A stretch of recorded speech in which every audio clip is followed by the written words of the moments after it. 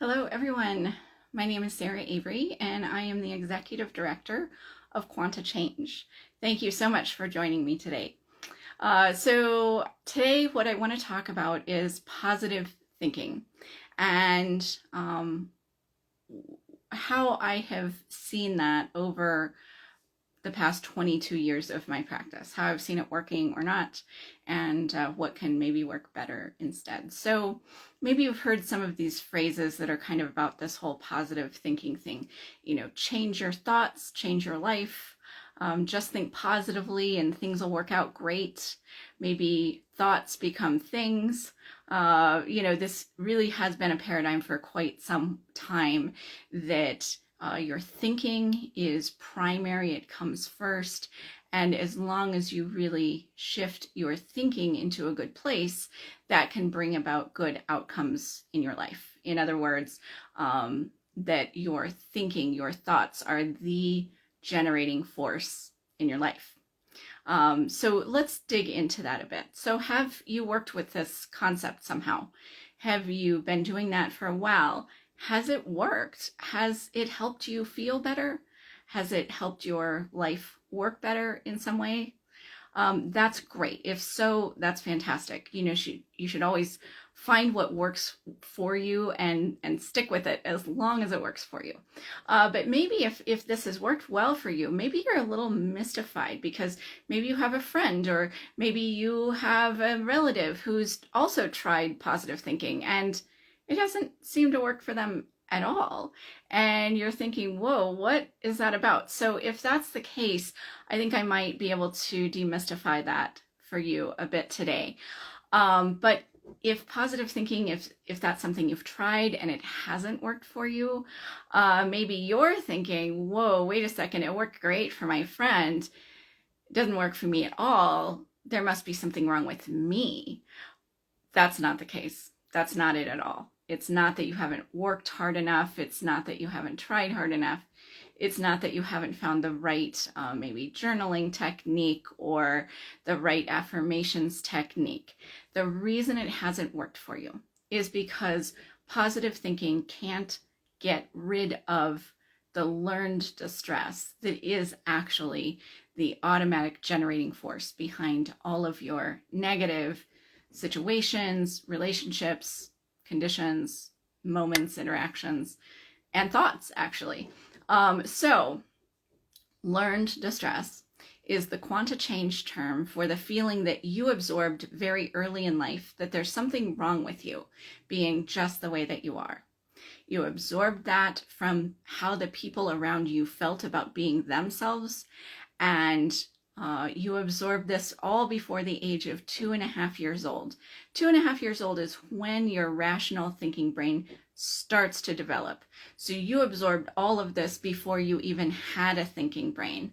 And as you are absorbing this awful feeling that there's something wrong with you, your brain is also developing a survival mechanism that allows you to cope with, control, manage, live with this awful feeling that there's something wrong with you, and at the same time fit together, sort of like a puzzle piece with the people around you, your parents, older siblings, other early caregivers in your life.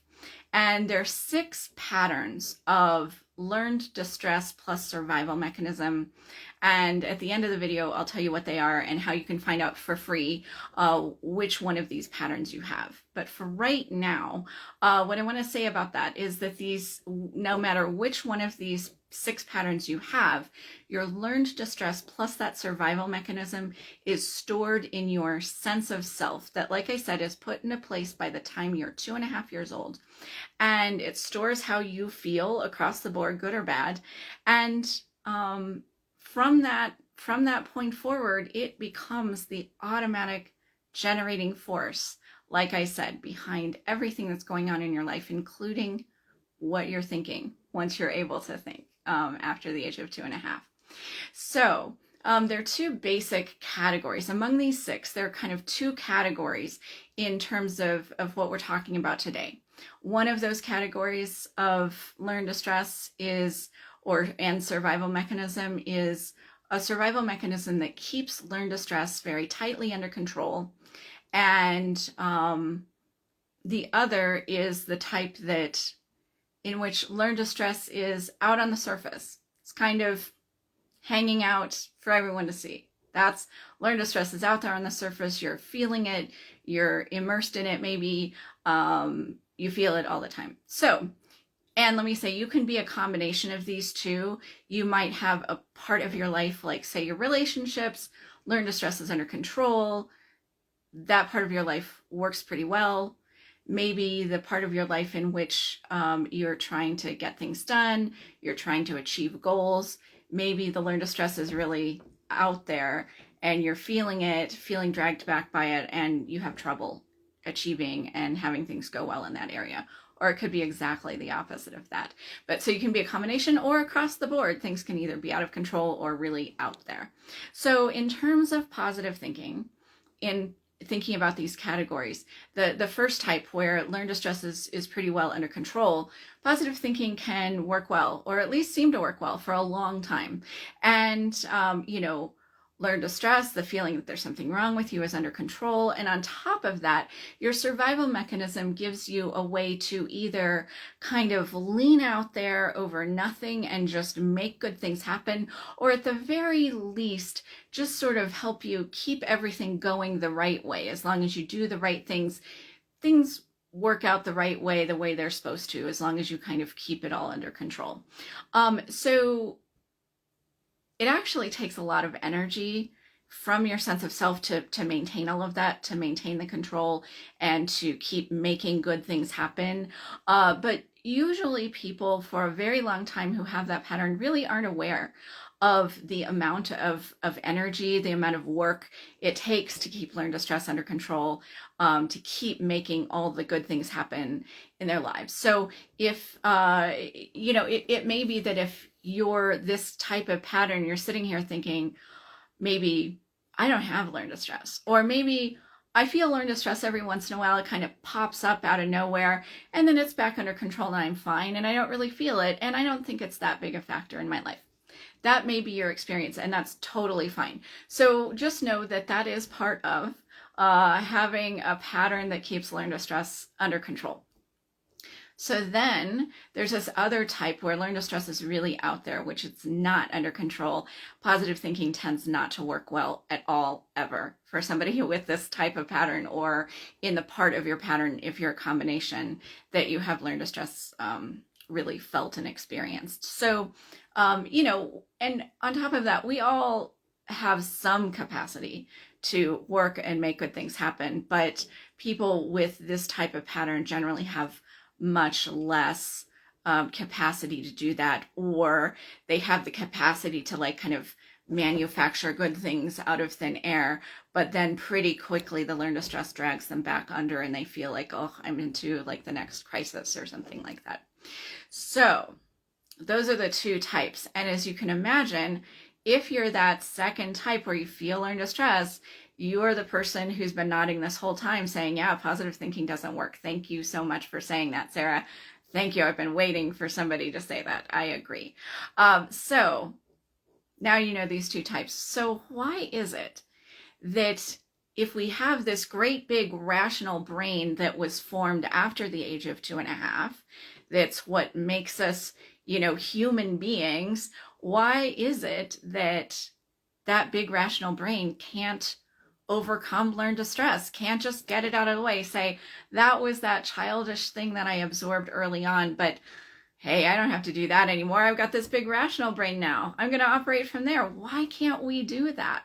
Well, it's, first of all, if you remember, the feeling came in first, right? Until 2.5 years old, all you were doing was feeling good, feeling bad, letting people know about it. If you're a parent, you're nodding your head. Yes, you are very familiar with this because you've been through it with your young child or children. So here's the other thing. The sense of self stores how you feel about being yourself and stores how you survive with being yourself. It's been there from before the age of 2.5 or by the age of 2.5. That's how you've been surviving. if I were to say, that breathing thing, that's totally silly. You have a big rational brain that can allow you to survive now. You don't need to breathe anymore. Here, just dive under the water with me. You go, Sarah, that's crazy. I still need to breathe. I still need to breathe. The big rational brain is not going to help me with breathing. Same thing here with your big rational brain and learn to stress. The survival mechanism is still there. It's still how you survive. And so this is something I call the rational brain roadblock. And that's to say that when your rational brain is operating, there's a wall of protection around your sense of self that stores how you survive, how you feel, and how you survive, so that nobody can come along and rip that away from you. Nobody can come along and figuratively dunk you under the water and say, no, you don't need that anymore. You don't need that breathing thing anymore.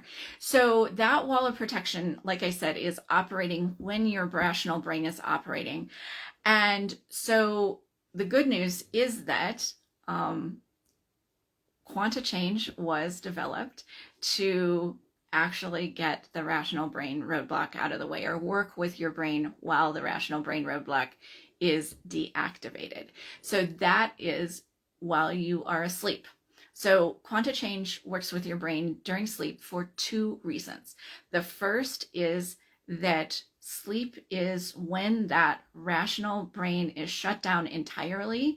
And when it's shut down entirely, that wall of protection from changing your sense of self and your survival mechanism is deactivated. So that's when we can get to your brain and peel off layers of learned distress and survival mechanism permanently.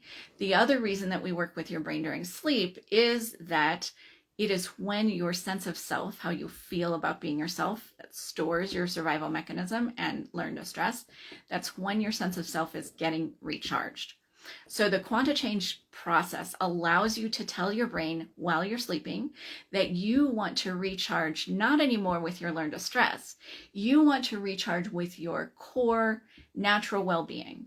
This is the feeling at your center that you are just great being yourself, that you in your uniqueness are exactly right and perfect just as you are, that you have all of the resources that you need, that life can really be good for you.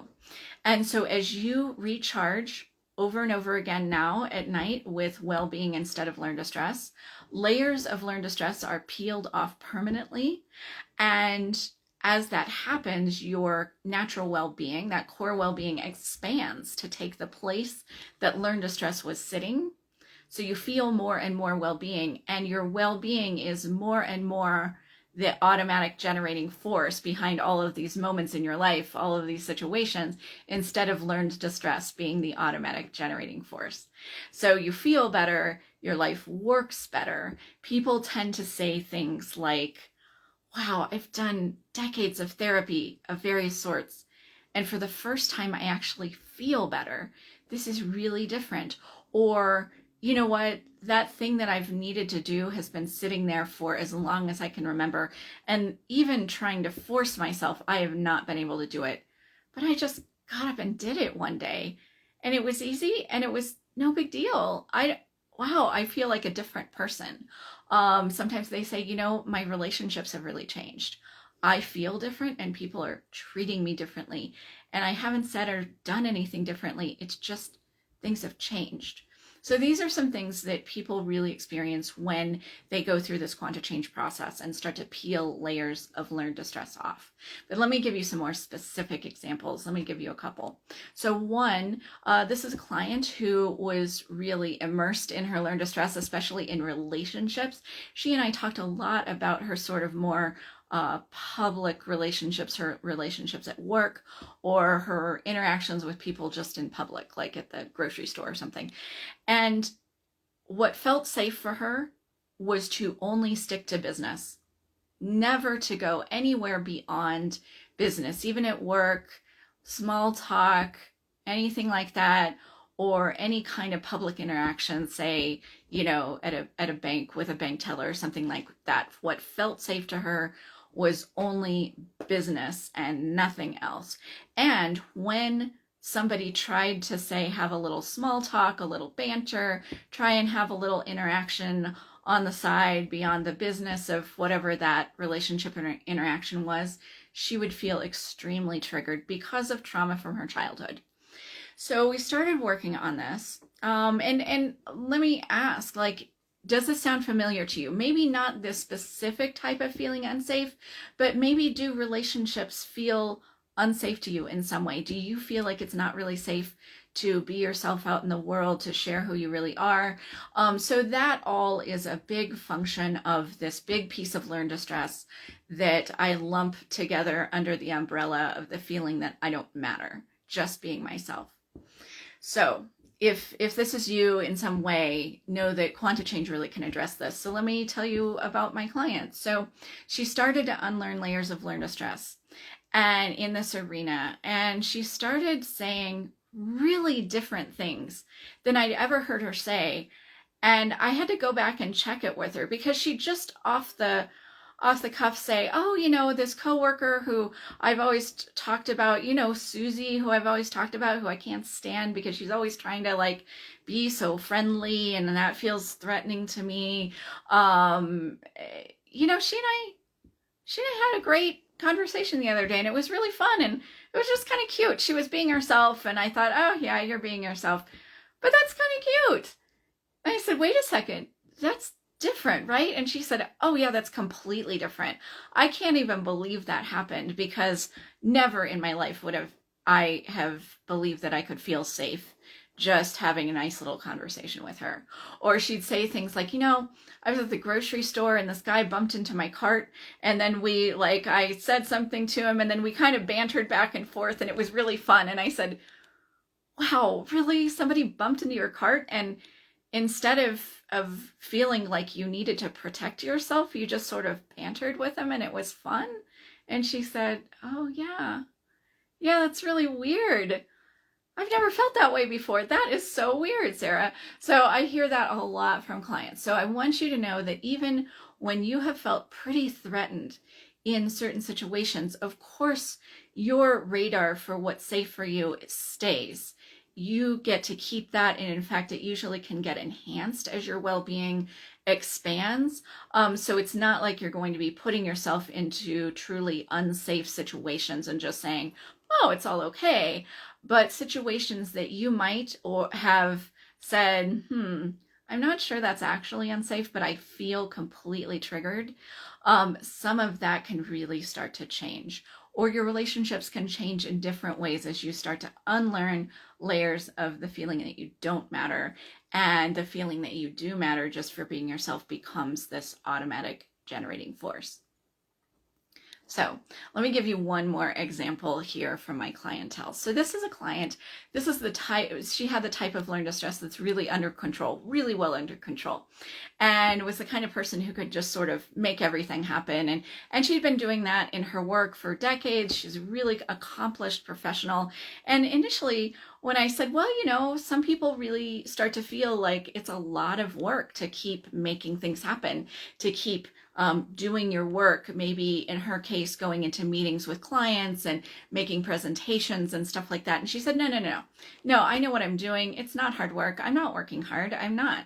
And I said, okay, great. And we started working on some other layers of learned distress elsewhere in her life. And then she came back and she started to say, wait a second, tell me again about that working hard thing, because I think actually I am feeling that way. In fact, I think I've been feeling that way for a long time.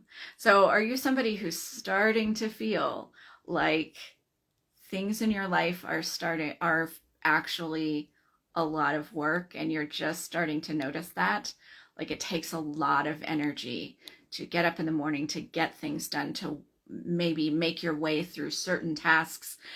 So if so, that's really learned distress at work, and it's just risen in intensity enough over time that it's starting to crowd out your survival mechanism's ability to overcome that. And that's why, going back a bit, I say that positive thinking can seem to work well for some people. It's really that your survival mechanism has been working well for you, and it's been making good things happen. And positive thinking came along and you thought, well, that sounds like a good idea, and it's kind of incorporated into your survival mechanism, but it's not actually well-being. It's just part of survival. So this client started unlearning layers of the learned distress that was making everything so hard, so difficult. And she said, oh my gosh, you know what happened? I didn't have to put all this extra time between meetings this week just to sort of, well, kind of metaphorically change my clothes to be appropriate for the next meeting. I just felt like I could walk into the meeting. You know, I was still walking in with my notes prepared or my slides or whatever, but I'd always been doing that. But I always felt like I needed all this sort of extra space and energy to kind of get myself ready for the next thing. And she said, wow, I don't feel like I have to do that so much anymore. I feel like I can just walk in and be myself. And I've even found myself like kind of joking around with people, maybe saying things that I might have thought were mildly inappropriate before, and everybody laughed and we had a good time and we connected more even as a result of it. So if you're a person who's just starting to feel like, whoa, I think things are a little harder than I realized they have been, this is probably what's happening for you. Like my client, learned distress has risen in intensity over time. It's just starting to overwhelm your survival mechanism's ability to just squash it and then manufacture good things on top of that. So no matter which type you are, if this sounds intriguing to you, if you think, maybe I'd like to check this out, the first thing you want to do is find out which of these 6 patterns of learned distress and survival mechanism you have. And they are called the idealist, the perfectionist, the optimist, the caregiver, the defeatist, and the dictator. Sometimes that one's called benevolent dictator. And so the reason that you find out which of these patterns that you have is not to just, I don't know, examine it more, have another way to explain what's been going on in your life, another way to understand it. It's not a way to dig back into your childhood and find out where it came from or something like that, although sometimes we do some of that with Quanta Change. But the reason to find out which of the patterns you have is to find out what you're going to be peeling layers of learned distress off of, so that you can really feel your well-being, so you can feel better, so your life can work more easily, so you can just walk into situations just being yourself, not feeling like you have to really prepare yourself in some way before you just walk into a room with people. So like I said, that's the first step to finding out more about Quanta Change. And you can find out for free which of these patterns you have. You're going to go to my website and take a free, in-depth, scientifically validated personality test that measures your learned distress. And I'm going to send you a free report that describes your learned distress and your pattern of survival mechanism, and how learned distress really, how Quanta Change really can start to help you feel better and start to help your life work better. So if that sounds interesting, I hope that you'll do it. The way that you do that is to go to my website. It is quantachange.com, QUANTA change.com. And you want to click on the free report button that you'll see there. So I hope you'll do that. I hope that today has demystified this whole positive thinking thing for you, and helped you maybe understand why it actually doesn't work, but what can actually work better instead. So thank you so much for joining me, and I hope that you will join me again next Friday to hear another way in which Quanta Change really can help you feel good being you. Thanks so much.